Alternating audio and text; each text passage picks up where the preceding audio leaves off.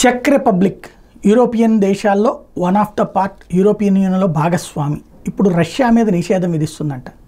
అదేదో అంటారు కదా, ఊరంతా అయిపోయిన తర్వాత ఊరంతా ఒకదారైతే ఉలిపి కట్టుతో ఒకదారని. ఎందుకు నిషేధం విధిస్తుందంటే ఉక్రెయిన్లో జెనోసైడ్ నిర్వహిస్తుంది కాబట్టి, ఉక్రెయిన్లో జాతి అంతానికి పాల్పడుతుంది కాబట్టి, అందుకోసం అట్లాగే ఎడతెరిపిలేని దాడి చేస్తుంది కాబట్టి. ఉక్రెయిన్ ఏమన్నా రష్యా మీద ఏమన్నా చూస్తా కూర్చుంటుంది ఏంటి? మొట్టమొదట కెలికింది ఎవరు అంటే రష్యానే.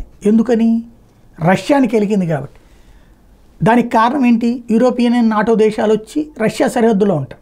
అంటే ముందు యూరోపియన్ నాటో కనుక అసలు రష్యా సరిహద్దులకు వెళ్ళి కూర్చోవలసిన అవసరం. ఇప్పుడు రష్యా వాళ్ళ సైన్యం ఏమన్నా అమెరికా దగ్గరకు వచ్చినో, యూరోపియన్ దేశాల దగ్గరకు వచ్చినో, నాటో దేశాల దగ్గరకు వచ్చినో కూర్చుంటే అప్పుడు తప్పు.